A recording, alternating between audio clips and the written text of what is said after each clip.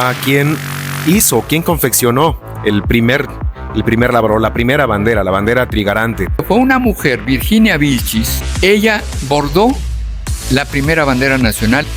Ante esos hechos incontrovertibles ya no puede haber duda. Va a dudar quien no lea, va a dudar quien no busque la información adecuada. Esta curiosidad acerca de que la Güera Rodríguez fue el cerebro detrás del documento El Plan de Iguala y que Agustín de Iturbide fue la figura que dio la cara. Esta mujer pues estaba enterada de todo y era, digamos, de las espías, era la Matajari mexicana de la independencia. Por eso ella conocía muy bien Iturbide. Yo quisiera regresar un poquito a la parte de la feria. Me llama la atención porque usted inició diciendo lo que entendí, que prácticamente esta realización nació de la ciudadanía. Sin embargo, actualmente ya pareciera como que la parte gubernamental la institucionaliza y se apodera de la realización. Los ciudadanos igualtecos promovieron un evento que finalmente ha resultado un evento a nivel nacional. Si la feria le parece más una realización tal cual se hace comercial, cultural, ¿hacia dónde se está ponderando más actualmente y por qué cree que es así? Iguala siempre ha sido un centro fundamental de comunicación comercial. Por eso también tiene mucho éxito comercial la feria de la bandera en Iguala. Ahora, ¿qué es lo terrible? ¿Cree que todavía hay así como una alternativa en lo educacional o en lo escolar para que los ciudadanos no tengan que sucumbir a ese consumismo? Creo que ellos resultan presa fácil ante esta atracción, ¿no? Porque se les presenta la cantina, se les presentan artistas y mayormente lo que atrae es lo que no es local, ¿no? Pues no, es que la gente no hay que darle cosas que tengan un valor cultural grande, porque no lo van a entender. Si en sus manos estuviera, biólogo, agregar o quitar algo a la Feria de la Bandera, ¿qué sería y por qué? Que hubiera un mayor control, porque ya no es razonablemente viable. ¿Qué significa en sí todos los elementos de nuestra bandera actual? Por ejemplo, los colores, el escudo. Por un lado, la raíz de los colores es prehispánica, pero tiene una raíz también española, europea.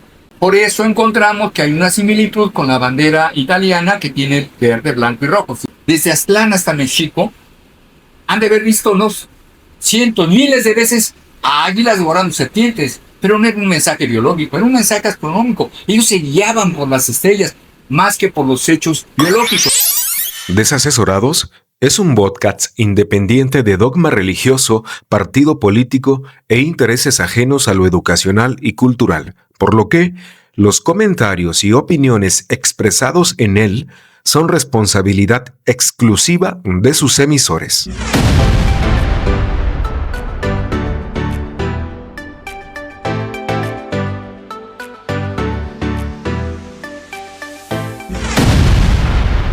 Hola, ¿qué tal? Desasesorados, desasesoradas, nos encontramos aquí nuevamente en las instalaciones de este recinto que es el Museo de la Bandera y Santuario de la Patria.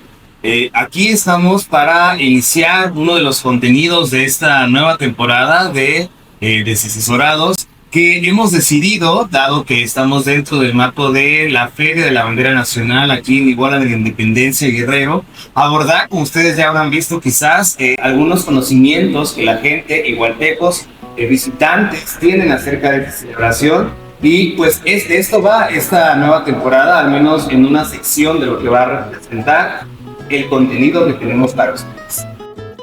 Muy buenos días, tardes o noche, dependiendo de la hora en que nos haga el favor de visitarnos en nuestra página de Desasesorados. Estamos en Facebook, estamos también en Spotify, en TikTok y principalmente en YouTube, que es donde subimos las entrevistas completas. El día de hoy tenemos la gran fortuna, el gran honor de tener como colaborador de esta nueva temporada a una de las grandes personalidades que goza de prestigio enorme. Me refiero a el biólogo Luis Felipe Cariño Preciado, que dicho sea de paso tiene una especialidad muy interesante en etnobiología y ornitología. Además, como dato curioso, es fotógrafo y artista plástico. Biólogo, muy buenos días y bienvenido. Muchas gracias, muy amable. Carlos, Luis y a su auditorio. Es para mí un honor estar aquí con ustedes, realmente es inmerecido todo lo que dices, pero bueno, hacemos lo que podemos y les agradezco mucho que se hayan fijado en mí para esta ocasión.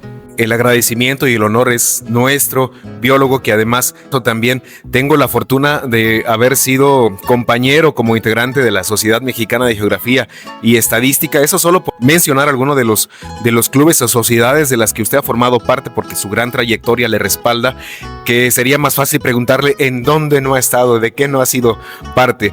Entrando en materia, biólogo, nosotros hemos estado realizando algunas entrevistas a los transeúntes con preguntas que consideramos interesantes sobre asuntos que la ciudadanía de Iguala, de nuestra localidad, debiera saber. Una de las preguntas tiene que ver con este tópico o este primer tema que queremos poner sobre la mesa, y es la relación histórica que guarda Iguala con la bandera y la feria en su honor. ¿Qué nos puede compartir al respecto?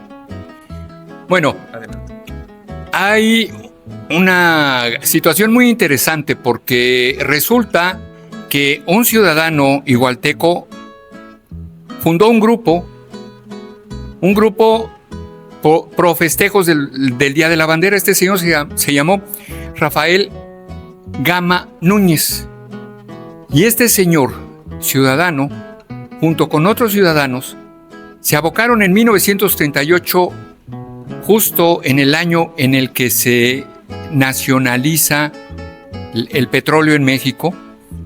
Era presidente Lázaro Cárdenas del Río, y este ciudadano, junto con otros igualtecos, un grupo de igualtecos extraordinarios, llegaron hasta el Senado de la República y propusieron un Día de la Bandera.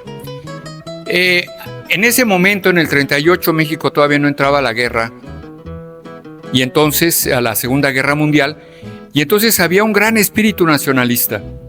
¿Y cómo no íbamos a festejar la bandera? ¿Y cómo no los igualtecos, habiéndose hecho aquí la primera bandera nacional? Pues por supuesto, estuvieron entregados en cuerpo y alma, llegaron hasta el Senado y fue aprobado el Día de la Bandera el 24 de febrero. Entonces fue un hecho de ciudadanos igualtecos. Y esos mismos ciudadanos, conforme pasaron los años, también fueron integrándose hasta que se logra en 1953 organizar una primera feria a la bandera, que fue celebrada en 1954.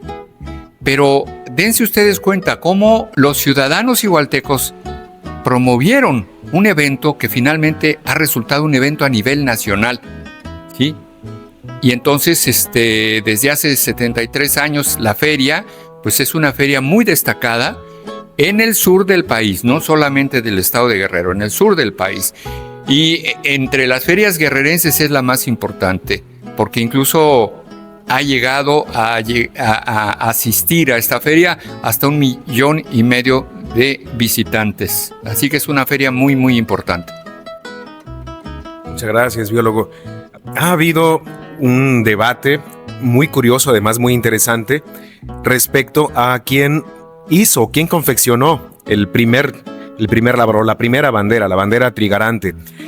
Y lo digo puntualmente por la conferencia que, como resultado de su investigación, ha brindado y lo ha venido divulgando el historiador local Guillermo de la Cruz Isa sobre José Cecilio Magdaleno Ocampo, que primero había una investigación que arrojaba que no existía, después que sí existió, pero no hay certeza sobre si él fue realmente quien la confeccionó, quien la cosió, quien la bordó. ¿Qué sabe usted al respecto, biólogo?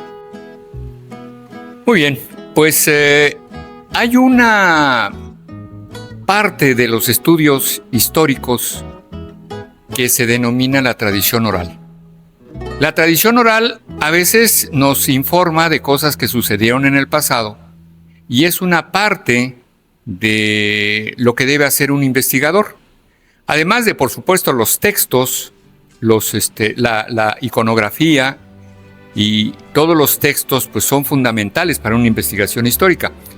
Y en este caso, con José Cecilio Magdaleno Ocampo, lo que hice yo fue buscar un genealogista amigo mío, norteamericano, y dedicado a la genealogía con metodología para estudiar justamente la genealogía, y él encontró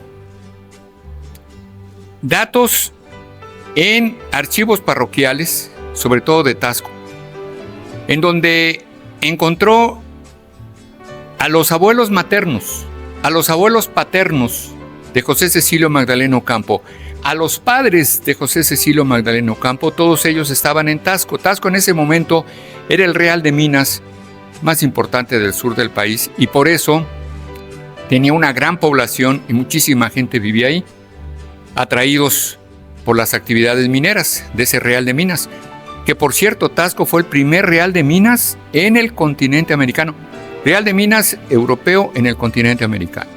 Y entonces en esos archivos parroquiales se encuentra su nombre, lo encuentra él, a José Cecilio Magdaleno Ocampo. Se llamaba José Cecilio porque había nacido el día de Santa Cecilia. Nació en 1770, también encontró esos archivos parroquiales, en los archivos parroquiales. Y nació en el mismo día que Beethoven y en el mismo año que Beethoven, José Cecilio Magdaleno Ocampo. Y encuentra también este genealogista los datos de la boda, las 4 bodas de José Cecilio Magdaleno Ocampo, porque fue 3 veces viudo. Su última mujer es la que lo entierra en Iguala en 1833, en una peste que hubo aquí, en una pandemia que hubo en México. Y entonces, con ese cúmulo de información, también hay que entender que durante el siglo XVIII, XIX, desde el XVI hasta el siglo XIX, los nombres de las personas se cambiaban mucho.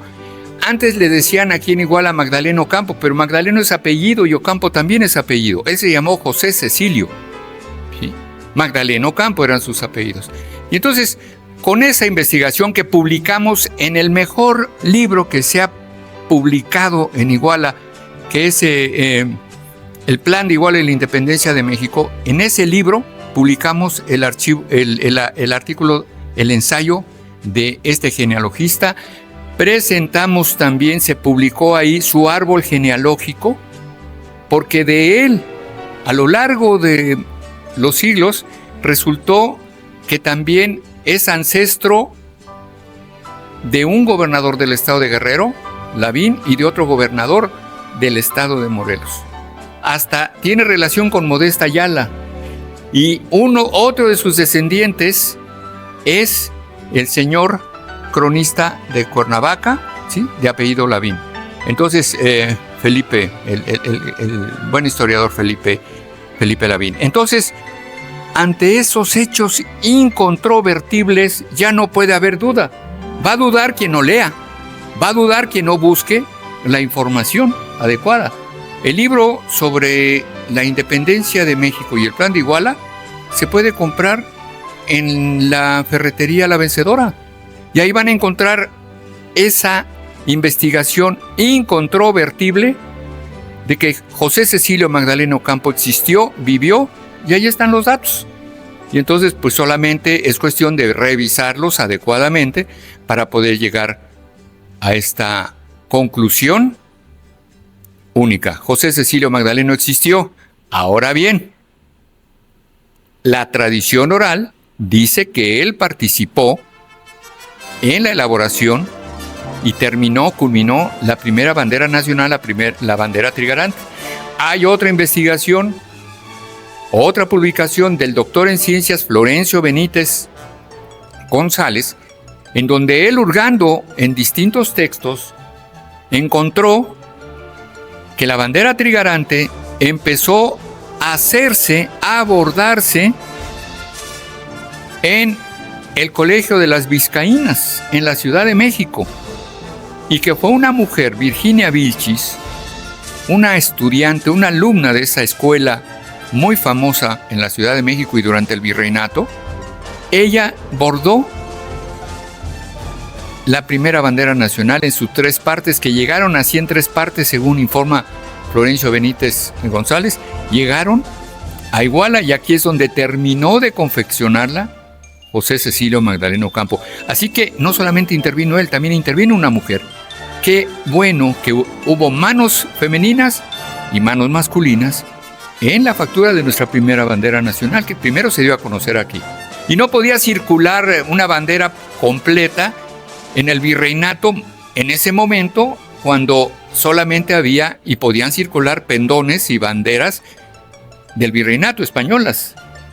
Entonces por eso se mandó en partes. Llegó aquí, las 3 partes las juntó, y aquí al lado del Museo de la Bandera estaba la casa, hoy es el Hotel Colonial Rivera, pero ahí estaba la casa de José Cecilio Magdaleno Ocampo.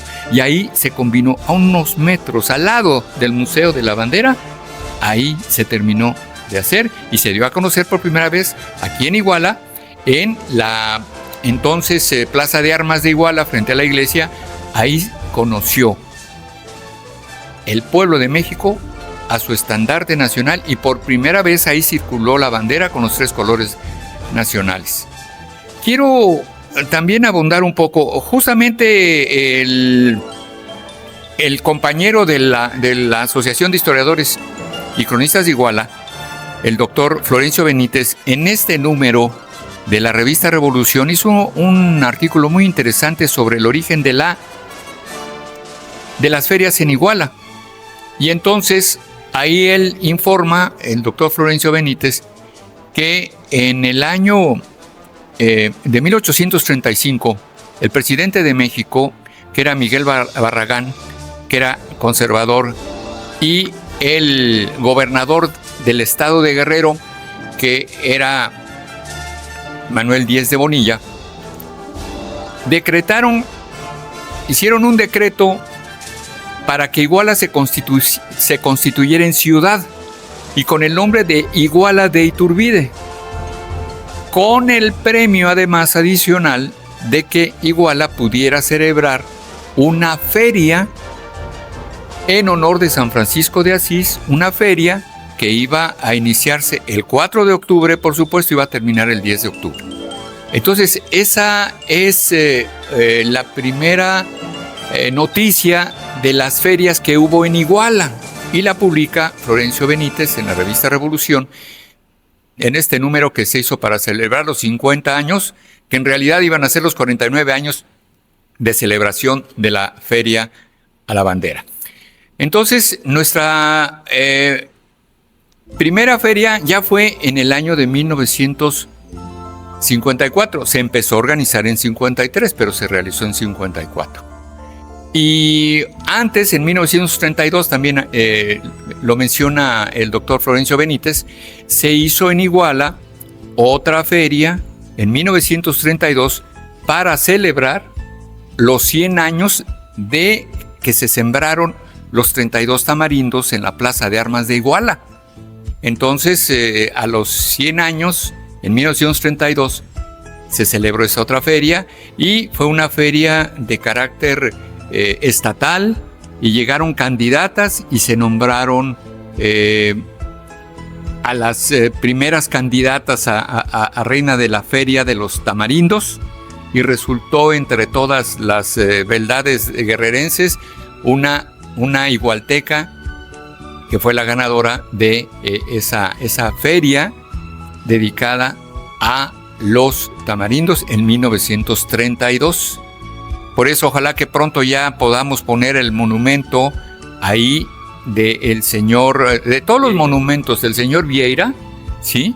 Que fue el que sembró los tamarindos, y había en nuestro Zócalo un monumento dedicado a él, que vamos a luchar porque se vuelva a colocar en ese sitio, se haga una reproducción de este monumento. Qué rico e interesante todo lo que nos comparte, biólogo. Y aprovechando la proximidad, nos encontramos en la sala de conferencias del Museo de la Bandera y Santuario de la Patria de Iguala de la Independencia Guerrero, que se encuentra enfrente de lo que antiguamente fue la Plaza de Armas, que ya refirió el biólogo Luis Felipe Cariño Preciado, que me hace recordar este debate popular, que quiero que sea la base de la siguiente pregunta, el debate popular sobre si el Día de la Bandera, en vez de que fuera el 24 de febrero, fuera el 2 de marzo, ya que fue cuando tengo entendido, se presentó la bandera trigarante aquí enfrente en la Plaza de Armas, hoy Zócalo de la ciudad de Iguala, y se desfiló con la bandera, un pequeño desfile con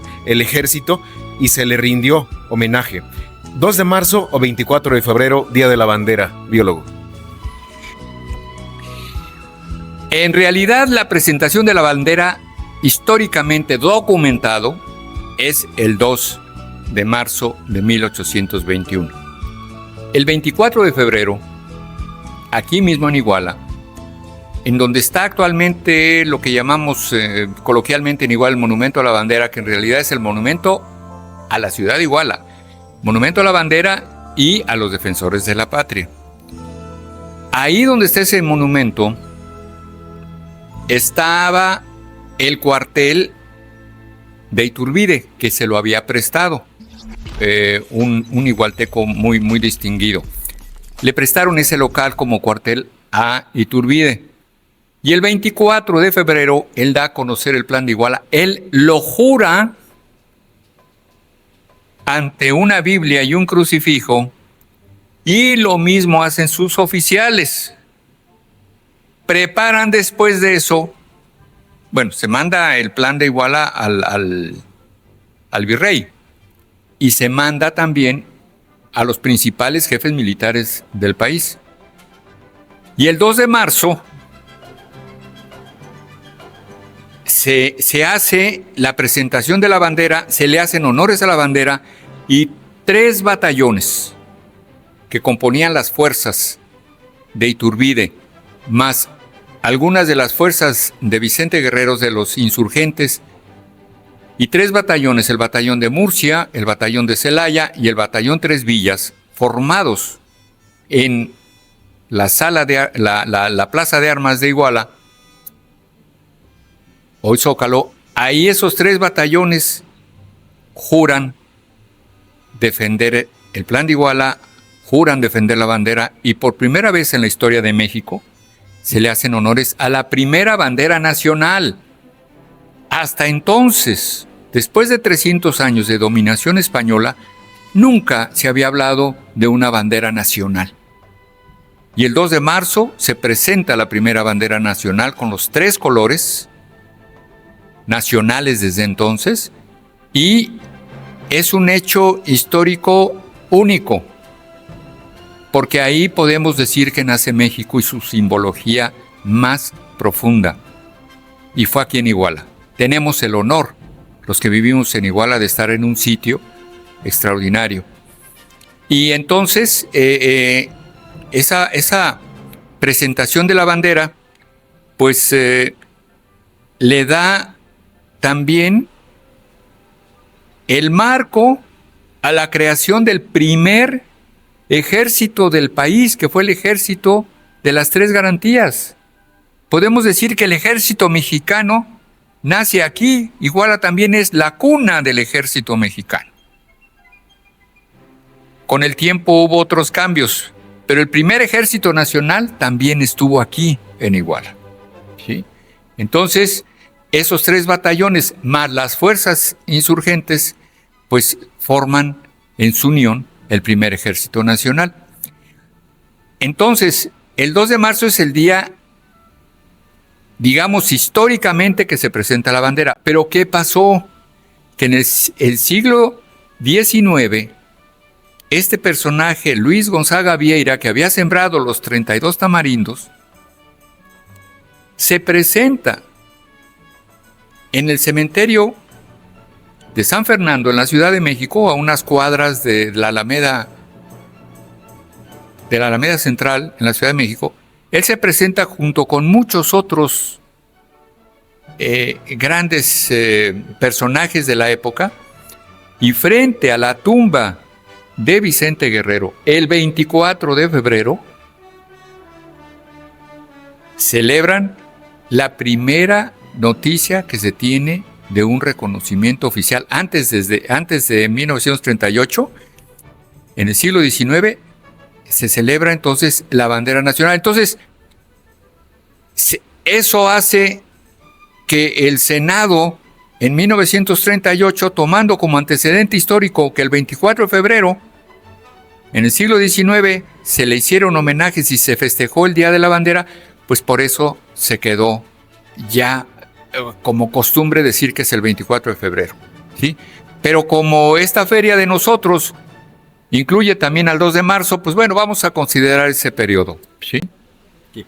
Aprovechando como última pregunta de este primer tópico que considera mi participación, antes de darle la palabra a mi compañero Luis Irán, la Güera Rodríguez, ¿le dice algo, biólogo? ¿Puede compartirnos algo al respecto? Sí, cómo no. La Güera Rodríguez fue una mujer extraordinariamente bella y extraordinariamente también consecuente con la independencia. Ella formó parte del grupo de los Guadalupes. El grupo de los Guadalupes eran gente destacada, gente con dinero, algunos nobles, gente de la nobleza mexicana y otras personalidades que de manera oculta trabajaban en favor de la independencia. Y ellos también son los que firman, entre otros, el Acta de Independencia de México. El acta que se llama Acta de Independencia del Imperio Mexicano, porque México nace como imperio.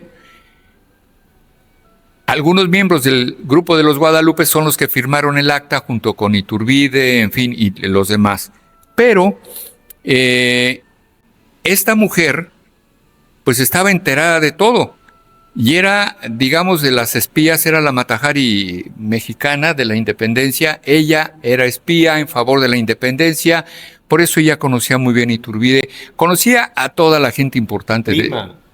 Y amante, según los rumores que he leído. Pues también es parte de la leyenda de ella, ¿no? Porque también el gran científico universal que fue Alejandro von Humboldt, él también tuvo la experiencia de conocer a esta mujer y de dedicarle también líneas dentro de su libro sobre en su ensayo sobre ¿cómo lo llamó él? El ensayo de la Nueva España, sí, del reino de la Nueva España. Él en su libro le dedica varias líneas a la Güera Rodríguez. Hemos leído también, compañero, acerca del rumor de que la Güera Rodríguez fue quien ideó el cerebro que creó la consumación de la independencia, la idea de la consumación de la independencia, e incluso que fue ella quien redactó el documento del Plan de Iguala, que originalmente no tiene ese nombre, según entiendo, por una conferencia que dio el maestro Guillermo de la Cruz Isa en breve, que fue el documento de la consumación de la independencia de la América septentrional, algo así. Sí. Bueno, entonces, pero a lo que quiero ir es a esta curiosidad acerca de que la Güera Rodríguez fue el cerebro detrás del documento El Plan de Iguala y que Agustín de Iturbide fue la figura que dio la cara, ¿no? ¿Qué nos puede comentar al respecto? Bueno, y cedo el micrófono. Eso lo empezó a hacer Rocafuerte, empezó a publicar que era un enemigo de Iturbide, enemigo a muerte de Iturbide. Empezó a quitarle, digamos, la autenticidad de que el principal promotor del Plan de Iguala, que fue Iturbide, pues le empieza a Rocafuerte a quitarle, a tratar de manchar más la imagen de Iturbide. Pero en el libro de Moisés Guzmán Pérez, que se llama El Momento Iturbide, ahí este autor dice que es de los exponentes de la trigarancia, porque ese periodo de la historia de México ahora se le denomina la trigarancia, porque durante muchos años estuvo hasta prohibido estudiar ese periodo de la historia. Y entonces Moisés Guzmán Pérez, en el libro se llama El Momento Iturbide, él desmiente esa versión. La Güera Rodríguez pues, era una mujer inteligente, pero no fue de quienes redactaron el Plan de Iguala. Además, el mismo Guzmán, Moisés Guzmán, que es un erudito y un autor muy destacado nacional, él desmiente esa versión. La Güera Rodríguez no interviene ahí. Pero lo que sí, la Güera Rodríguez y muchísima gente en México estaban a favor de la independencia. ¿Por qué? Porque ya estaban cansados de estar pagando alcabalas, de estar pagando los impuestos a la corona española, porque además esos impuestos eran diferenciales entre las 24 castas que había en México. A nivel social, el nivel social en México se medía por cuánta sangre negra tenías, o qué tan indígena eras, o qué tan asiático eras, o qué tan español eras. Las 24 castas, los españoles peninsulares que venían de la península ibérica, pues eran los que estaban hasta arriba. Y los que estaban hasta abajo en esa escala de las castas eran los negros. Y entonces los negros eran los que más impuestos pagaban a la corona. Obviamente no podían pagarlo y por eso eran esclavos. Y sus amos son los que pagaban a la corona. Entonces había en esa diferenciación racial, ¿sí?, terrible, discriminatoria, clasista, había entonces una conciencia nacional, una conciencia novohispana, una conciencia mexicana en contra de esa diferenciación racial que había. Morelos tuvo que pagar, para poder entrar al seminario, tuvo que pagar una mordida para que le diera a la iglesia un documento en donde se hablara de que él tenía pureza de sangre, que no tenía sangre negra, aunque era gente que tenía genéticamente trazas de mulato, igual que Vicente Guerrero, igual que mucha gente. Entonces no podían, si tenían algo de sangre negra, no podían ser oficiales del ejército, no podían ser, tampoco podían ser administradores, tener altos puestos administrativos, y tampoco podían ser sacerdotes. Entonces era sumamente represiva esa denominación racial de las castas. Algunas de las castas tenían nombres que eran una burla en sí mismo de la persona. Y entonces, pues, estaban todos hartos. Pero además pasó otra cosa. Cuando en 1808 los ejércitos de Napoleón entran a España, toman España militarmente, hacen presa a la familia real, a Carlos IV y a su hijo Fernando, el que iba a ser Fernando VII, los toman presos, los mandan a Bayona, a Francia, está presa la familia real. Entonces las colonias de España dijeron en el mundo, pues, ¿dónde va a radicar ¿dónde va a radicar el poder? Pues tiene que radicar en nosotros mismos, fue lo que dijo Francisco Primo de Verdad, que era un miembro del Cabildo de la Ciudad de México. Y él y otros miembros del Cabildo convencieron al virrey de que, pues, el rey está preso en España, los franceses tienen tomado a España, pues vamos a lograr una independencia aquí mientras el rey vuelve a estar libre. Y los españoles de la Ciudad de México se amotinaron, tomaron preso al virrey y a su familia, los mandaron a España y metieron a la cárcel a Francisco Primo de Verdad, que es el primer mártir de la independencia de México. Lo meten a la cárcel, a las cárceles virreinales. Ya al otro día aparece muerto, dice que se suicidó. Y a otros también los toman presos. A un fraile lo mandan a los calabozos de San Juan de Ulúa, en Veracruz. Y entonces esta situación hace que los españoles tomen el poder mediante un golpe de Estado. En 1808 se da un golpe de Estado. Los españoles ponen un militar títere en el Palacio Real, hoy Palacio Nacional, y entonces más se acrecentó el odio de los novohispanos hacia los españoles peninsulares después de ese golpe de Estado. Por eso Miguel Hidalgo dice: acabemos con el mal gobierno de esos gachupines. Pues sí, porque dieron un golpe de Estado. Y por eso se empiezan a formar, se empiezan a consolidar las juntas en las principales ciudades del país en contra de ese gobierno que tomó el poder mediante un golpe de Estado. Españoles que tomaron el poder a fuerza de balazos, pues. Y entonces, y de muertes, porque mataron a Francisco Primo de Verdad y a otros. Y entonces, la mayor parte de los novohispanos muchos nobles, la nobleza mexicana y muchas otras personas, y por supuesto todas las castas y todos los insurgentes, todos los que eran de las demás castas, los que tenían menos sangre española, pues eran obviamente los que querían ser más iguales. Entonces, lo que se peleaba, lo que se quería era la igualdad, quitar las castas, quitar esos pagos que tenían que hacer las castas y quitar la esclavitud. Por eso el primer decreto en Guadalajara de Miguel Hidalgo fue abolir la esclavitud, y la vuelve a abolir otra vez con el texto de los sentimientos de la nación el cura Morelos. Y entonces todos estos elementos, todas estas peticiones que venían desde antes de 1808, pero que ya se venían gestando, toda esa insatisfacción a nivel nacional que había, pues tiene una crisis en 1808, cuando se da el golpe de Estado de los españoles, y entonces se prepara la insurrección, y la insurrección iba a empezar en el día de San Miguel, en San Miguel Allende.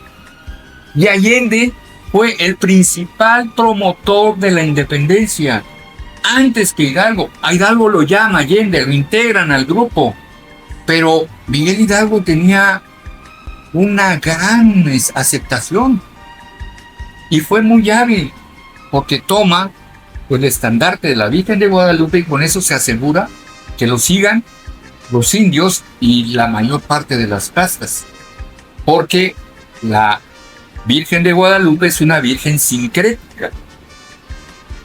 Quiere decir que tiene parte indígena y parte española. Y tiene los colores verde, blanco y rojo que se pueden ver en el angelito que sostiene a la Virgen, que son los colores del jade en los códices mexicanos. Entonces, es el símbolo de la piedra más sacra, más valiosa para los antiguos mexicanos que el oro y la plata. El oro y la plata eran valiosos, los usaban, por supuesto, pero los denominaban Teocuitlatl, de Teos Dios, y Cuitlatl excremento. La plata y el oro eran excremento de los dioses, pero el jade era parte de la diosa Chanchitlique y del dios del agua, Tlaloc. Abrumado gozosamente, precisamente, pero satisfecho, sin que esto quiera decir que no quisiera saber más. Abrumado, decía, gozosamente con todo lo que nos comparte. Yo quisiera, de todo esto que ya nos dijo, si quiere quedes el micrófono para que nos vaya contando y no lo esté pasando.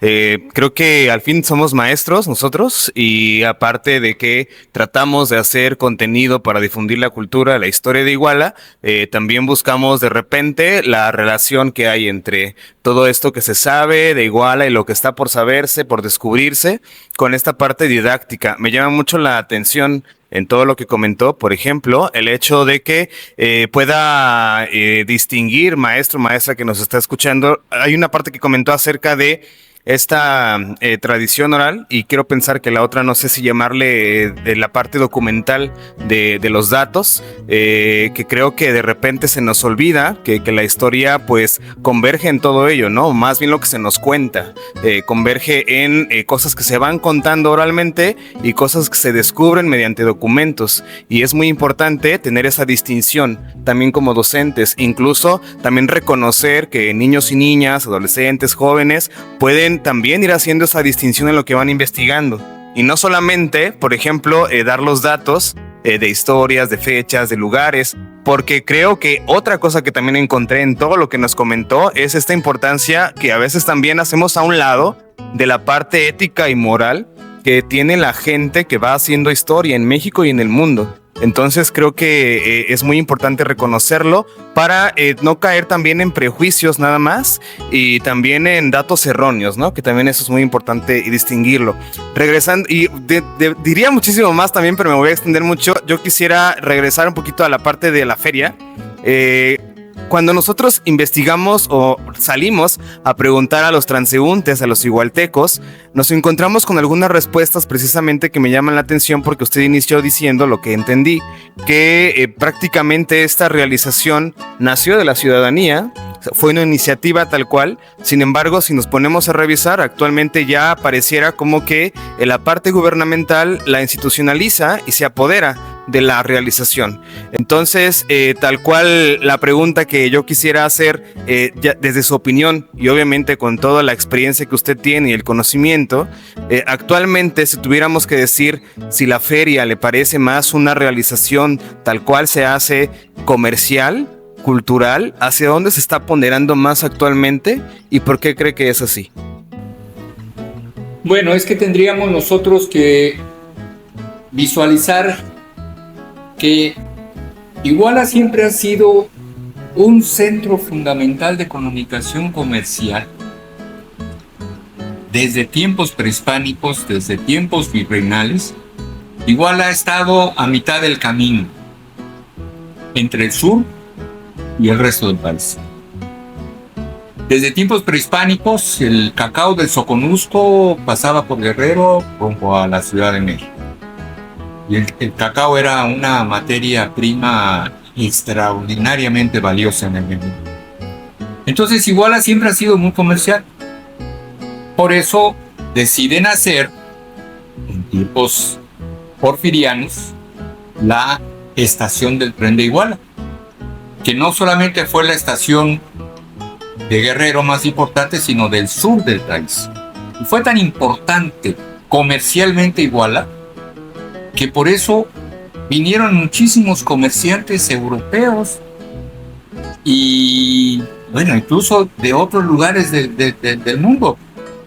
En el libro del doctor Florencio Benítez, Inmigrantes y Comerciantes de Iguala, ahí vamos a poder notar, es un libro maravilloso, pequeñito, lo lee uno en un rato, pero riquísimo de información. Y ahí nos da cuenta de que hubo españoles, árabes, judíos, japoneses, chinos, gente de muchas nacionalidades, y además empieza a vender también el oro. Empiezan algunas mujeres a vender el oro en el atrio de la iglesia. ¿Por qué? Porque el tren de Iguala traía muchísima gente. Traía productos del centro y norte del país, pero se llevaba también productos del sur del país hacia el resto del país, hacia el norte, al centro y norte. Entonces, por eso vinieron muchísimos extranjeros, se instalaron en Iguala, los Puri, de origen libanés, y muchos otros, no recuerdo en este momento, los Cortina, españoles, bueno, hubo hasta un odontólogo también, alemán, hubo polacos, judío-polacos, y toda esta gente pues venían atraídos a Iguala por ese comercio. Era un centro nodal de comercio Iguala. Y entre esos comerciantes, los papás de Elena Garro, el papá de Elena Garro, español, llega y se instala aquí porque ya su hermano había instalado una tienda también, ¿sí? Entonces, esa playa de extranjeros pues llegaron aquí por el tren, llegaron por el comercio. Iguala siempre ha sido un lugar de comercio. Ahora, por eso también tiene mucho éxito comercial la feria a la bandera en Iguala, porque llega también mucho comerciante. Ahora, ¿qué es lo terrible? Pues que la feria de Iguala se convierte en la cantina de Iguala, la supercantina. Ahí sí tenemos que tener cuidado. Porque si ustedes van a las 6 de la mañana a la feria, van a ver salir casi cayéndose muchachas y muchachitos, muchachitas, saliendo briagos de la feria. En muy malas condiciones. Sí, sí. Hay hasta por ahí el relato de una muchacha peleándose, dos muchachas tomadas, embriagadas. Una de una mordida le arrancó una oreja a la otra muchacha. Y ha habido ahí muertos, ha habido golpeados por causa del alcohol. Ahí eso sí es lo negativo. El comercio no. El comercio en sí mismo ha mantenido Iguala también. Antes de la construcción, después de la construcción del tren y antes de la construcción de la carretera del Sol, Iguala era el paso obligado entre la Ciudad de México y Acapulco. Sí. Y los restaurantes que había hacia la salida de Iguala, famosos, con una comida riquísima. Entonces el que venía de Acapulco pues pasaba aquí a comer, a desayunar, a almorzar, y el que venía de la Ciudad de México también pasaba igual. Un comercio floreciente en comida muy rica, igual es reconocida además de su calor por su comida sabrosa. La autopista del Sol le dio al traste a esa fama y a esa entrada comercial a Iguala. Entonces, ¿hasta qué punto la comercialización es negativa? Pues cuando ya se vuelve de un consumismo extremo, comprar por comprar. Pero lo que yo puedo decir es que la feria de Iguala es una feria comercial, es una feria histórica también porque estamos celebrando la bandera. Y de todas las ferias que hay en el país, la única feria que tiene un museo histórico es Iguala. Desde el año 2009, el presidente Tobar a mí me encomendó hacer un museo cultural. Lo hicimos, afortunadamente ha seguido presentándose, pero es la única feria en todo el país que tiene un museo cultural. Y eso también fue iniciativa, la feria también fue iniciativa ciudadana de los igualtecos. Y el Festival Iguala también fue una iniciativa de igualtecos, entre ellos el contador Rafael Domínguez Rueda es de los primeros en iniciar eso, es pionero, ¿sí? Y empezó como Festival Franciscano, después se cambia el nombre a Festival Iguala, y entonces es y ya ha sido generado por ciudadanos igualtecos. Mientras que otros pueblos y ciudades en Iguala, las ferias, por ejemplo, la Feria de la Plata, no la iniciaron los mismos igualtecos, tasqueños. Son iniciativas gubernamentales que han iniciado las ferias de otras ciudades. Pero en Iguala, sus principales hechos los han promovido los propios igualtecos. Bien, pues creo que con lo que está comentando, ahorita estaba pensando en que realmente muchas ferias en el país tienen esa similitud con lo que usted comenta de la atracción, ¿no?, de las personas. ¿Cree que todavía hay así como una alternativa en lo educacional o en lo escolar para que los ciudadanos no tengan que sucumbir a ese consumismo, que creo que es la presa fácil para ellos? Para ellos resultan presa fácil ante esta atracción, ¿no? Porque se les presenta la cantina, se les presentan artistas, y mayormente lo que atrae es lo que no es local, ¿no?, en el arte y la cultura. Entonces, ¿qué perspectiva tiene usted acerca de que esto pueda realmente evolucionar o cambiar en cómo se realiza la feria? Bueno, yo creo que cuando a la gente se le presentan cosas de calidad, la gente responde. Porque dirían muchos, no, es que la gente no hay que darle cosas que tengan un valor cultural grande, porque no lo van a entender. ¿Cómo no? La gente lo entiende. Yo me acuerdo mucho que en una ocasión en la Plaza de las Tres Garantías se estaba presentando ahí un bailarín, un señor de apellido Chong, que decía que ya había bailado en Televisa y había bailado no sé dónde, y el señor pues estaba bailando ahí, estaba haciendo su acto, y pues la gente pues sí estaba atendiéndolo, pero pues también estaba haciendo otras cosas.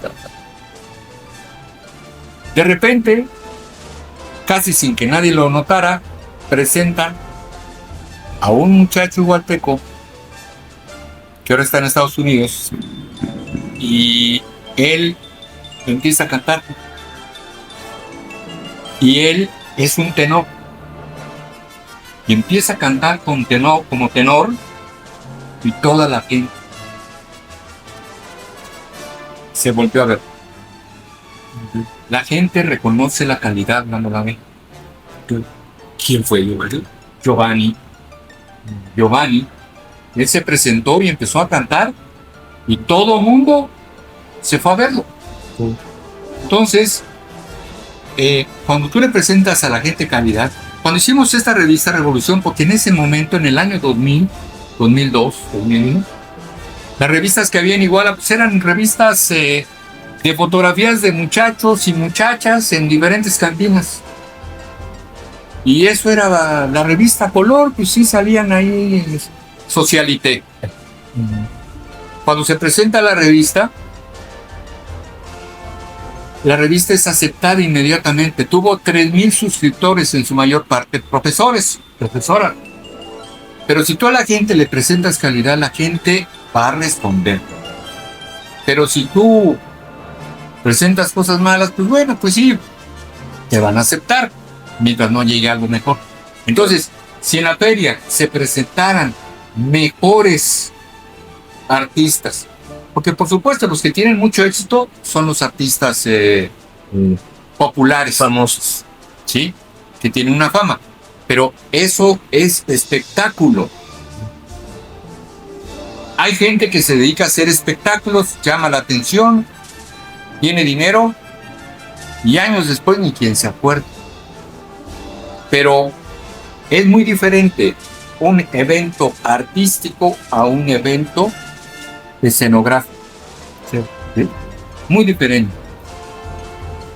La Sinfónica de Acapulco, la Filarmónica de Acapulco, tiene una calidad artística.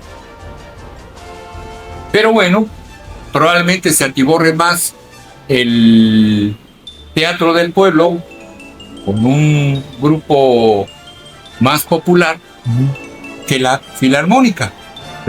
Pero ¿por qué sucede esto? Porque no hay una trascendencia cultural desde el inicio. Aquí en este mismo lugar donde estamos, aquí estaba ensayando la orquesta de niños jóvenes, una orquesta filarmónica.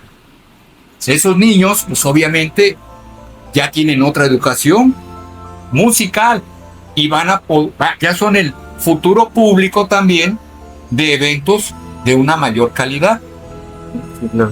¿Por qué? Porque ya se empiezan a formar. Y esta escuela maravillosa que estaba aquí, pues a los niños les prestaba los instrumentos, porque los instrumentos son caros. Y entonces, pues eso es lo que tienen que hacer las autoridades. Ir formando culturalmente a los niños y a los jóvenes. Claro. Sí. Adelante, Carlos. Ya ha contestado, sin hacer la pregunta, ya ha contestado varias cosas acerca de la pregunta incipiente que enseguida pensaba plantearle. Pero seguramente hay algo más que usted quiere puntualizar para poder agregar como respuesta.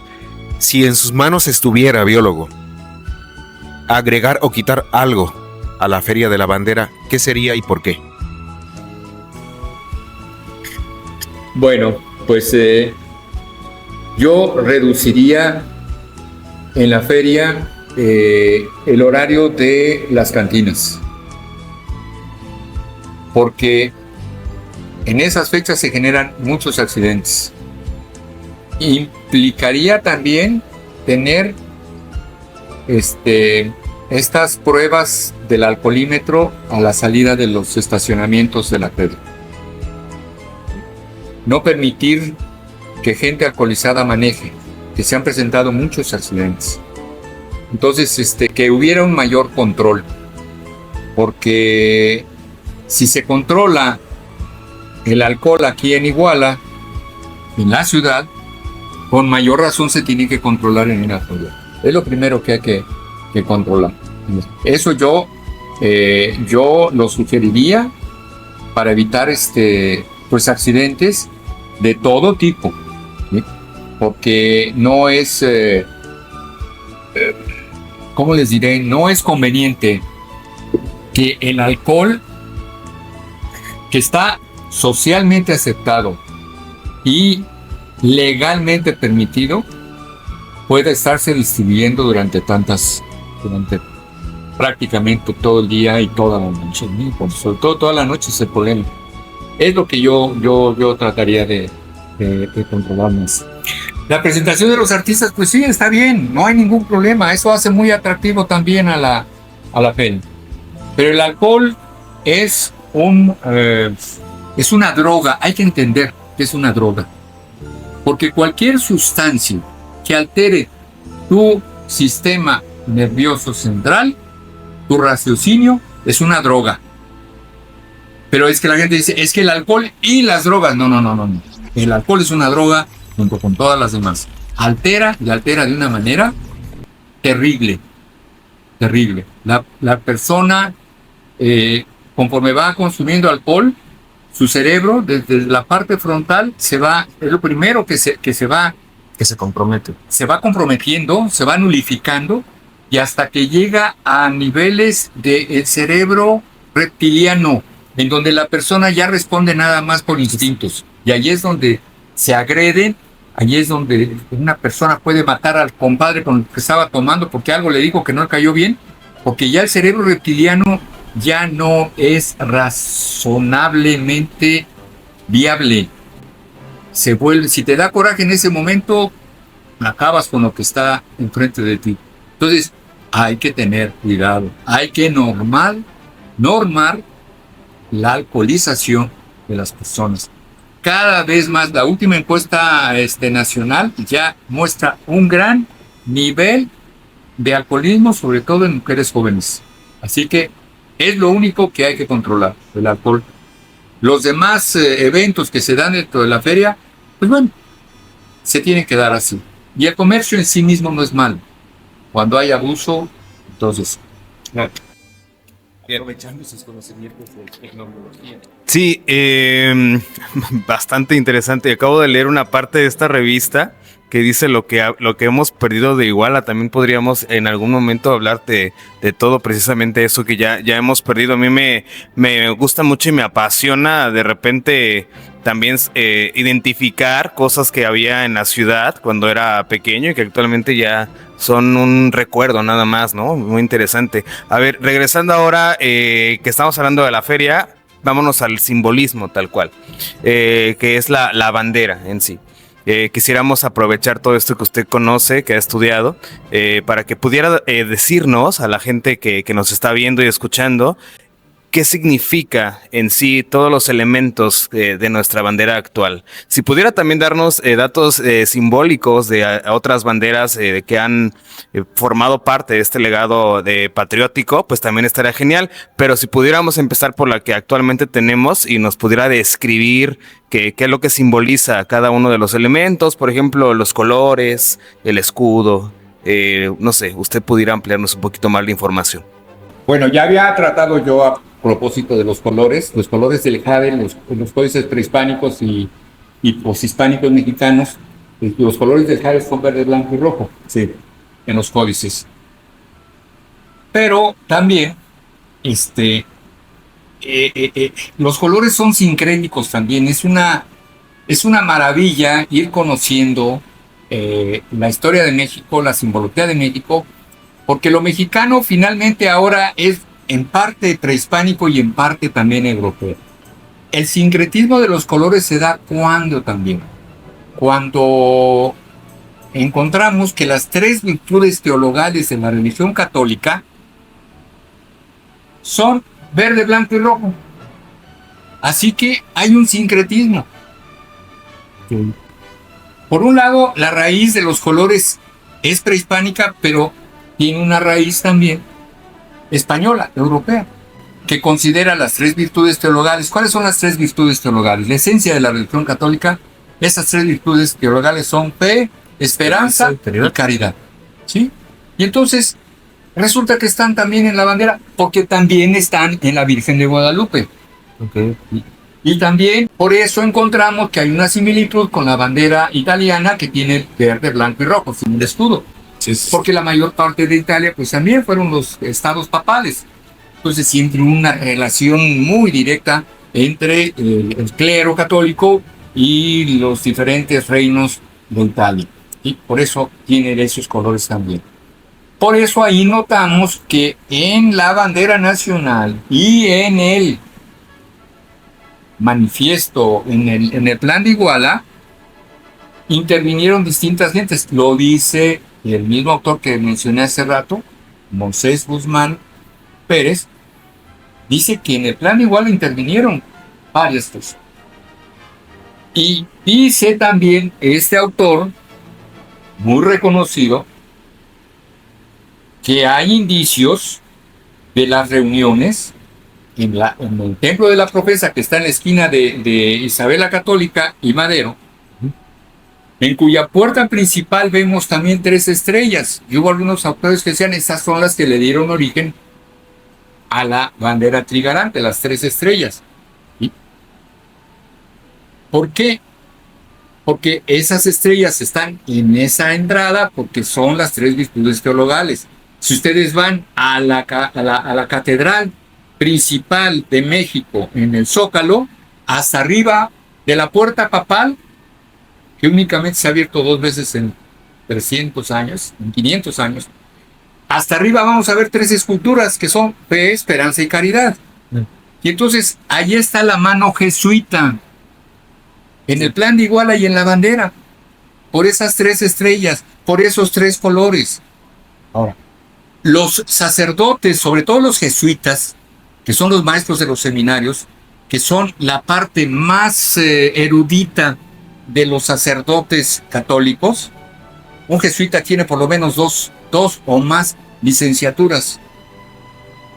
Ellos, Monteagudo y otro más, jesuitas, que estaban en el oratorio de San Felipe Neri, en la iglesia de la profesa, donde se gestó el nombramiento de Iturbide, la idea de que Iturbide fuera el jefe militar que encabezara la independencia, en donde se generó cómo iba a hacerse la bandera con esos 3 colores, en donde se generó también la fecha en que se iba a hacer y el lugar en donde se iba a hacer.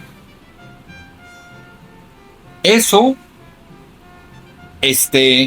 lo dice este señor, este investigador, Moisés Guzmán Pérez, que fue ahí en la profesa donde se empieza a generar eso. Intervienen estos jesuitas. Y entonces, de ahí vienen los 3 colores de la bandera. Ahora bien, tuvo que intervenir ya en el siglo XX un etnobiólogo, mi maestro, Rafael Martín del Campo y Sánchez, profesor emérito de la Facultad de Ciencias de la UNAM, biólogo, que publica en uno de sus múltiples trabajos de investigación, y que fue el primer biólogo, el primer científico mexicano en publicar en los Estados Unidos, en el Museo de Historia Natural, un libro que sigue siendo básico a nivel mundial, sobre el Heloderma horrible, que es el monstruo de Gila. Este hombre erudito, como etnobiólogo, estudia el escudo nacional, el águila y la serpiente. No solamente determina las especies, sino que también señala su simbología. Hay una investigación de este maestro en donde habla de que el águila devorando la serpiente es la manera en que escribían con glifos los antiguos mexicanos. Lo que están denotando ahí es un eclipse, el eclipse de Venus. Así escribían cómo era el eclipse de Venus, un águila devorando una serpiente. ¿Por qué? Porque el sol es águila. El águila es sol para los antiguos mexicanos. El águila real era el sol. Y la víbora de cascabel era el nahual o representante animal del planeta Venus. El águila es nahual o representante animal del sol. Y entonces está opacando, está devorando a la serpiente. Es el eclipse de Venus que sucede cada 600 años. Y entonces, eso lo dice Martín del Campo. Hay otros historiadores, entre ellos López Moctezuma y otros arqueólogos y antropólogos, que dicen, pero no, es que en época prehispánica, lo de el águila sol, eso es nada más del siglo XX para acá. No era para los antiguos mexicanos la representación del sol, el águila real. Y están equivocados por esos pensadores, esos investigadores. Porque Justamente el maestro Rafael Martín del Campo y su servidor, cuando yo era su ayudante en el Instituto de Biología de la UNAM, cuando se encuentra la primera ofrenda que se encontró debajo de la Coyolxauhqui, había restos de plantas y de animales, y había restos de un ave grande. Nos trajeron al Instituto de Biología la arqueóloga Alicia Blanco, que estaba en rescate arqueológico y era bióloga y antropóloga.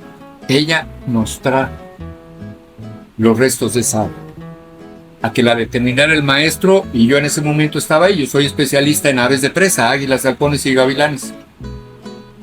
Nos traen los restos del ave grande y los comparamos, el maestro Martín del Campo y su servidor, con un esqueleto que había en la colección de ornitología del Instituto de Biología, la colección más grande de aves disecadas para estudios en el país es la del Instituto de Biología. Y ahí había varios esqueletos de águila real. ¿Qué hicimos? Nada más comparar los huesos de la ofrenda y se determinamos que era una águila, Aquila cricetus canadensis, que es el nombre científico con género, especie y subespecie del águila real. Indiscutiblemente era águila real. El águila del escudo. El águila del escudo, encontrada en un contexto del siglo XVI, debajo del monolito de la Coyolxauhqui en el Zócalo de la Ciudad de México. O sea, indiscutiblemente, desde tiempos prehispánicos, el águila real simbolizaba al sol. ¿Por qué? Porque está debajo de la Coyolxauhqui. La Coyolxauhqui no es otra que la luna. Entonces, la luna, en el amanecer, sacrifica al sol, mata al sol y empieza a dominar el cosmos. La luna y la Sensoncinagua, que son sus compañeras, las estrellas, las cientos de estrellas, las miles de estrellas, la Sensoncinagua. La luna y la estrella sacrifican al sol. Y si estaba sacrificado un águila real ahí, debajo de la piedra dominante de la luna, de la Coyolxauhqui, pues quiere decir que estaban, al sacrificar al águila real, estaban sacrificando al sol, representante del sol, del águila. Entonces, indiscutiblemente, en contexto del siglo XVI, demostramos, el maestro Martín del Campo y yo, que el sol era representado por un águila real, porque no hubieran sacrificado otro animal más que ese que representaba el sol. Entonces, tenemos en el escudo nacional el águila, la serpiente, el sol y el planeta Venus. Y entonces, esa es una parte de la simbología. El águila, ¿dónde está posada? Está posada en un cactus, en un nopal. Las cactáceas también son de origen mexicano. Se distribuyeron y ahora están en parte ya de Centroamérica, una partecita de Sudamérica y parte de Estados Unidos. No hay cactáceas en otras partes del mundo más que en jardines, ¿verdad? Públicos o privados. Pero de manera natural no. Entonces está sobre una cactácea, porque además México era Mexico Tenochtitlan. Tenoch es tuna. Titlan es entre tunales. Ahí está la ciudad. Y entonces esa planta, el nopal, también es sumamente simbólico. ¿Por qué? Porque lo vamos a ver en la lámina número 2 o en el folio número 2 del Códice Mendoza.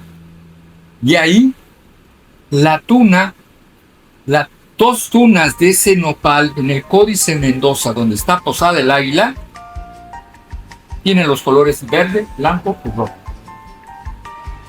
Y las espinas del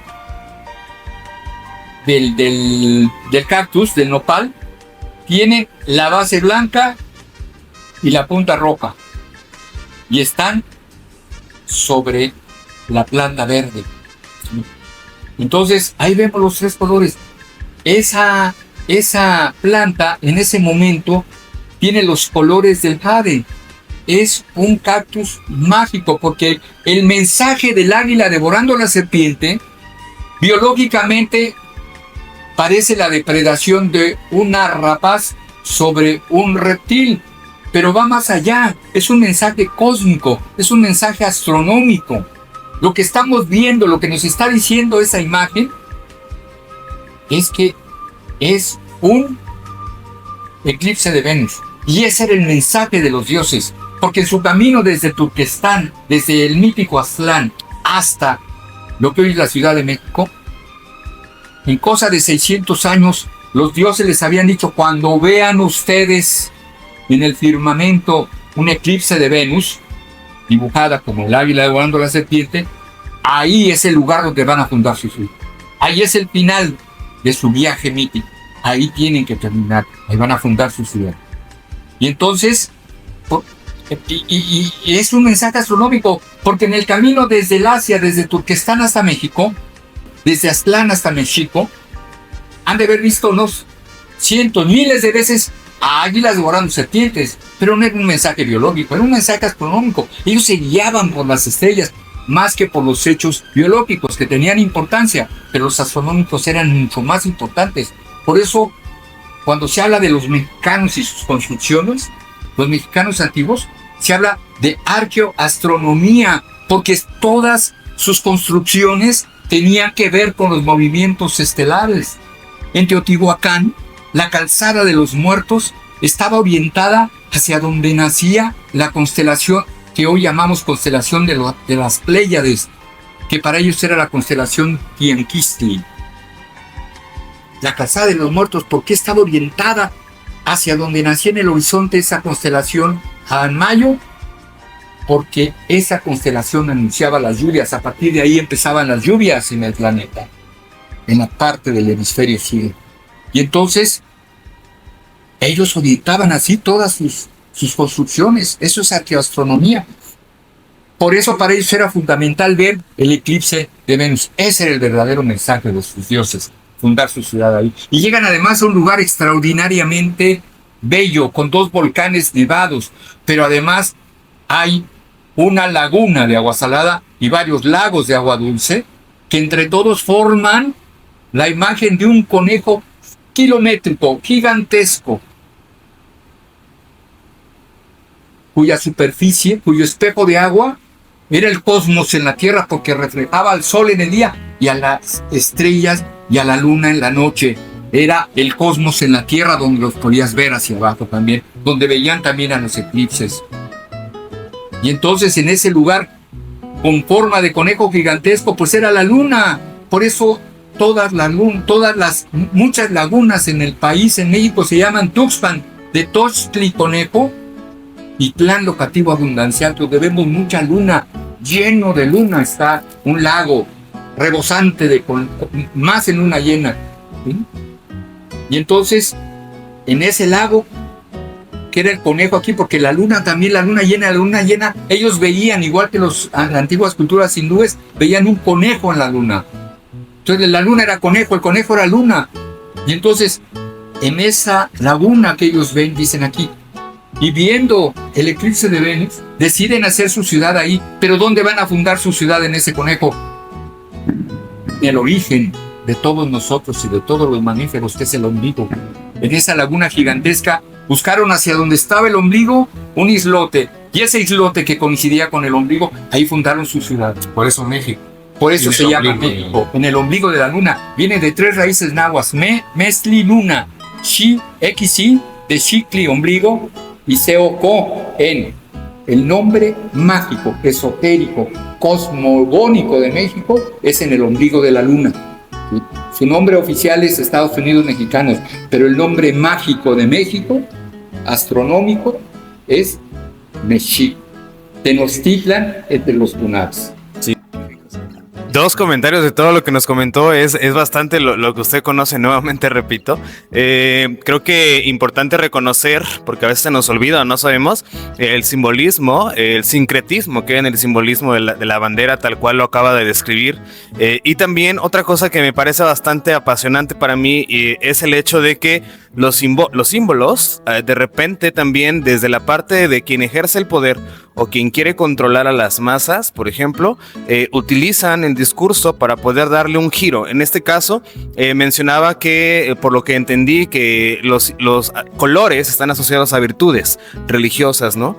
Sin embargo, ¿cómo es que a partir de que la laicidad gana terreno en lo aceptado, empieza a girar el símbolo o el significado de esos tres colores, ¿no? Porque usted nos comentaba fe, esperanza y caridad, que bueno, para los que más o menos fuimos católicos, religiosos en algún momento lo sabemos, pero actualmente creo que ya no significa para la gente, o se le ha enseñado en la escuela que eso no son los significados. ¿Cuáles son los significados que fuera de ellos se le ha dado a los colores? Nada más quisiera que a lo mejor nos comentara ello. Bueno, efectivamente, la política o los políticos o la casta gobernante en un momento dado se quiere apropiar de la historia y tuerce la historia de acuerdo a intereses de momento o de futuro, ¿sí? Utilizan el pasado para torcerlo si es necesario y manejarlo de acuerdo a sus intereses. Pero no es privativo de México. Sí. Hablamos de una historia oficial de México, pero Estados Unidos también tiene una historia oficial. Para ellos, en sus escuelas en Estados Unidos, el avance de los colonos, heroico avance de los colonos avanzando a pesar de los indios y conquistando nuevos territorios, en realidad fue un avance militar y fue un avance de exterminio de indios y fue un robo a México bien planeado. Hay investigadores que lo tienen perfectamente delineado, ¿sí? La guerra contra México fue una guerra que se pagó desde Washington, como parte de la campaña del presidente Polk, y fue arrasar y quitar a México de en medio mediante unos tratados, teniendo al país invadido militarmente, teniendo la capital de México invadida militarmente, y llegan a un acuerdo, un convenio entre comillas, porque sí es un convenio con la pistola en la cabeza, ¿no? Eso no es legal y eso ya está demostrado. Pero bueno, entonces la historia se maneja, se adecúa a los fines. La historia oficial empieza a manejar las cosas de acuerdo con esos intereses, los intereses de grupo. Aquí podemos hablar de que buena parte de la historia de México tuvo prejuicios liberales, así los ha llamado el investigador, el ingeniero Julio César López Uriza. Los prejuicios liberales durante el siglo XIX nos impactaron mucho la historia. Un gran liberal mexicano, guerrerense, extraordinario personaje guerrerense que llegó a nivel nacional, se le decía a Ignacio Manuel Altamirano la espada y la pluma de la República. Un hombre honesto, a toda prueba, cabal, valiente, que dejaba la pluma por tomar la espada y defender a su patria. Pero era liberal y tenía prejuicios liberales, porque él llegó a decir en un famoso discurso en la Cámara de Diputados de México, él llegó a decir: los mexicanos no somos hijos de Iguala, somos hijos de Dolores. Y ese es un prejuicio liberal que modificó la historia, porque la historia oficial desde entonces no ha querido reconocer a Iguala, porque reconocer a Iguala es reconocer a Agustín de Iturbide, que fue el gran enemigo de los liberales. Y eso llegó inclusive a que un presidente de la República, cuando visita a Iguala en el festejo del sesquicentenario de la hechura de la bandera nacional, del nacimiento de la bandera nacional, de la bandera trigarante, él llegó aquí y llegaron banderas históricas, entre ellas la bandera trigarante. Llegaron aquí y estuvieron en este museo cuando era Palacio Municipal. Estuvieron esas banderas custodiadas por los cadetes del heroico colegio militar. Y entonces ese presidente, Luis Echeverría Álvarez, por decreto, lo dijo, lo sostuvo y lo manifestó aquí en Iguala. El verdadero y único consumador de la República fue Vicente Guerrero, y borró de la historia de México por decreto Agustín de Iturbide. Y borrar a Agustín de Iturbide de la historia es borrar también a Iguala, porque a Iturbide se le conoció como el héroe de Iguala. Iguala de 1935 a 1898 fue denominada Iguala de Iturbide, y en 1898 se le cambió el nombre a Iguala de la Independencia, por intervención de otro liberal, Porfirio Díaz.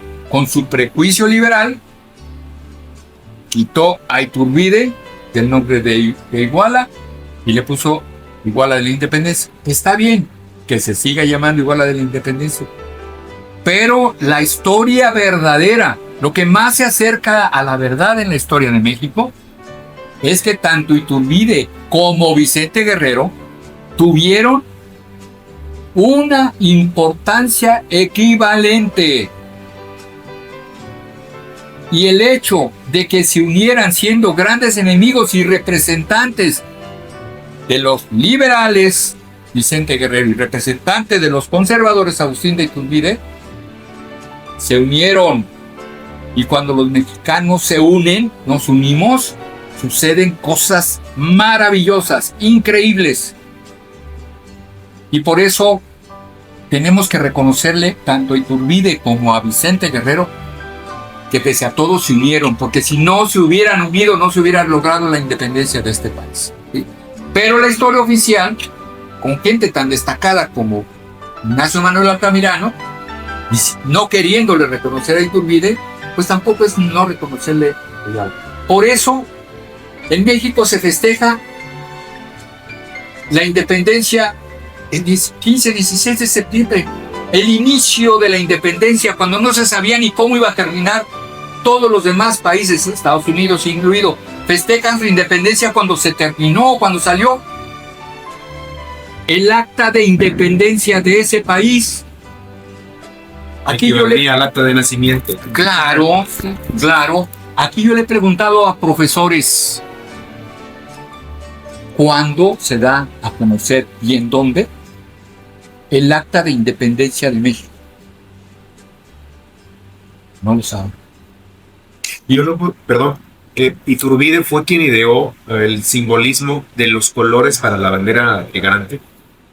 No, en el simbolismo intervienen los jesuitas, porque todos los sacerdotes católicos, desde Fray Bernardino de Sahagún, todos los comunistas, sobre todo los sacerdotes, por ello los católicos, bueno, Fray Bernardino de Sahagún aprende náhuatl, Fray Bernardino Álvarez, muchísimos clérigos, ¿sí? Motolinía, el otro, el autor de un diccionario mexicano-castellano, él también aprendió náhuatl. Y entonces conocían la esencia de las religiones prehispánicas, conocían los colores del jade, conocían todo. Y eso también, hubo jesuitas que escribieron sobre la historia de México varios tomos. O sea, estudiaron las religiones prehispánicas también para saber cómo coincidir con ellos y poder hacer el sincretismo. La principal fiesta prehispánica antes de las lluvias era la de Tlacaxipehualistli, el desollamiento de los hombres. Ese sucede en el primer equinoccio del año, el equinoccio de primavera, 21 de marzo. ¿Con quién coincide más cerca? San José, órale, ahí está el sincretismo. Y con cada una de las ferias había un sincretismo con los dioses prehispánicos. Y entonces, al estudiar la religión católica, la religión católica, al estudiar las religiones prehispánicas, pues empieza a hacer asociaciones. Por eso la Virgen de Guadalupe es una virgen sincrética. Cortés trajo una imagen de la Virgen de Guadalupe española de Extremadura. Guadalupe quiere decir río de lobos en árabe. Entonces, para esa imagen de la Virgen morena de Guadalupe, la toman los jesuitas, los sacerdotes católicos más inteligentes, y aparece la Virgen de Guadalupe. Y aparece en el Tepeyac. ¿Por qué en el Tepeyac? Porque era un sitio de peregrinación a donde llegaban millones de indios en peregrinaje. ¿Cómo parar eso? Y llegaban sobre todo a ver un pozo de aguas termales. Si ustedes van al santuario de la Virgen de Guadalupe, van a ver la iglesia antigua enfrente. A la izquierda, el templo moderno. Y a la derecha, van a ver un templo con una forma, templo virreinal, con una forma muy rara. Es la iglesia del Pocito, a donde el cura Morelos, camino de Catepec, donde lo iban a fusilar, pidió pasar para orar en la iglesia del Pocito. Y es una iglesia cuya principal entrada hay un pozo de aguas termales, ahora rodeado por malla ciclónica. Esa iglesia se hizo para ese pozo, porque los indígenas llegaban ahí en peregrinaje. ¿Cómo poder justificar durante el virreinato a millones de gente en peregrinación ahí?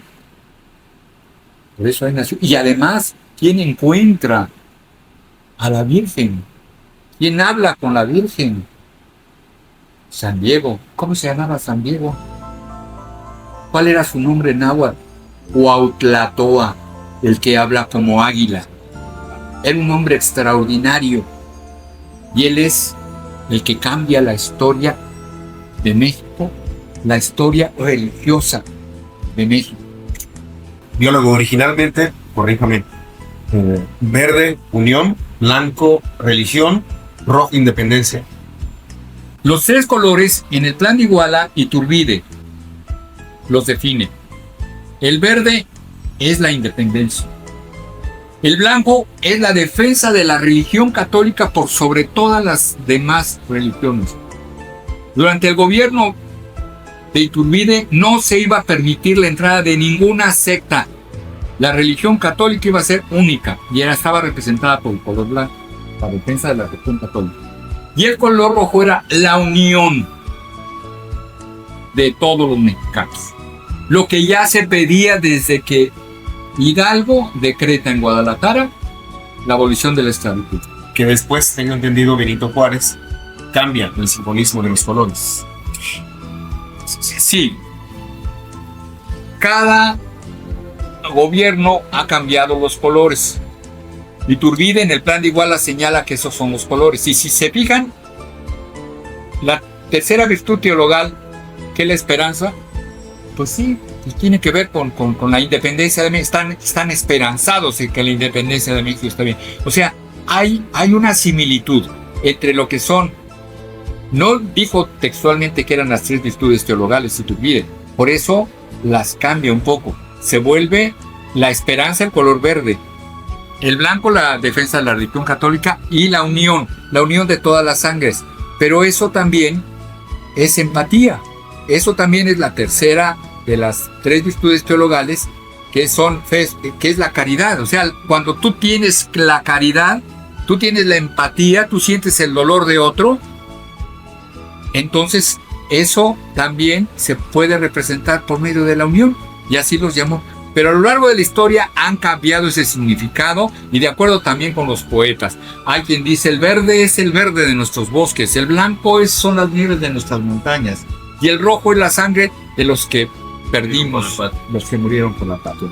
Entonces, esas denominaciones van cambiando. Si nos vamos al origen histórico, con el plan de Iguala, pues va a ser independencia, defensa de la fe católica y unión. Es lo que dice el plan de Iguala. Es el primer antecedente por escrito del simbolismo de los tres colores. Pero esos tres colores se mantienen también en la segunda bandera, que es la bandera del imperio. Ya no van a ser transversales los colores, en la primera evolución ya van a ser verticales. Y el blanco va a quedar al centro, porque en la trigarante el primer color era el blanco. ¿Por qué? Porque la fe, pues era lo primero, ¿no? En esa época todos eran religiosos. Una vez vino aquí el señor Guerrero de Tepepacuilco en una conferencia, y era parte del público, y él opinó: les debería dar vergüenza a los igualtecos tener una escuela secundaria que se llame Plan de Iguala, un plan monárquico, un plan religioso. A ver, momento. En ese momento todos eran religiosos. ¿Quién inicia la independencia? Pide algo religioso. ¿Quién la culmina y casi llega a vencer a los españoles? Morelos, otro religioso. Bueno, en esa época todos eran religiosos. Entonces, ¿de qué nos espantamos? ¿No? Y por eso, cuando se da a conocer el acta de independencia del Imperio Mexicano, el acta de independencia de nuestro país, ¿cuándo y dónde? La mayoría no lo sabe, por el manejo de la historia que ha habido, desde el prejuicio liberal hasta la actualidad. Porque México nace como imperio y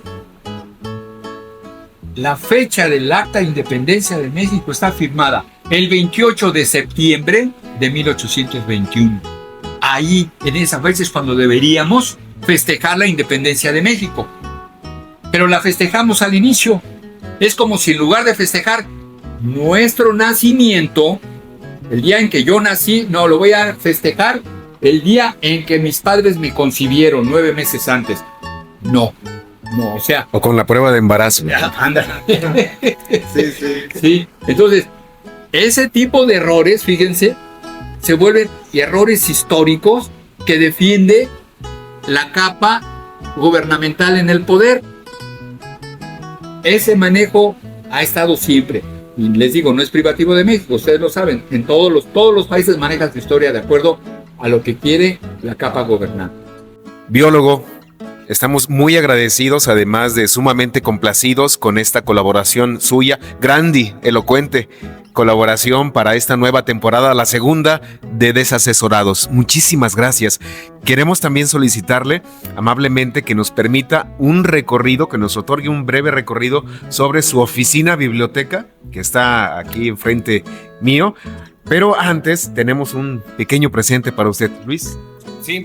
Pues nuevamente muchísimas gracias por compartirnos todos sus conocimientos. La verdad es que creo que hasta nos quedamos cortos, quisiéramos escuchar mucho más. Hay muchas aristas en todo lo que nos comentó, pero también creo que el gran entusiasmo del que tenemos es que pues es usted aquí residente de Iguala y que también quisiera que enseguida nos pudiera compartir dónde pueden tener contacto, desasesorados, desasesoradas, dónde lo pueden buscar, si tienen algún medio de contacto, redes o dónde lo pueden encontrar, que los pudiera compartir, por favor. Cómo no, con mucho gusto. Pues yo tengo mi canal de YouTube con mi nombre, Luis Felipe Cariño Preciado.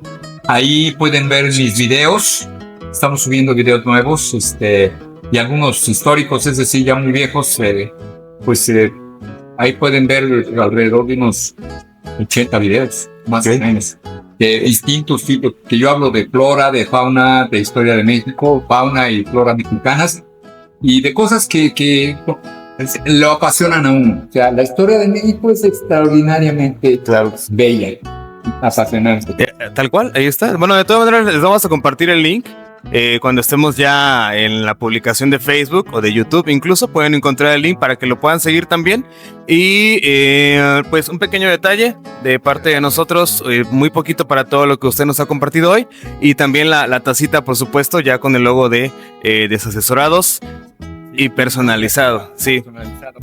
Y pues bueno, sería todo en este video. Muchísimas gracias, desasesorados, desasesoradas, por escucharnos y vernos. Y como lo dijo Carlos, síganos también en el rincón del biólogo. Vamos a grabar ahí por aquí un contenido un poquito más específico de lo que él hace y también comparte.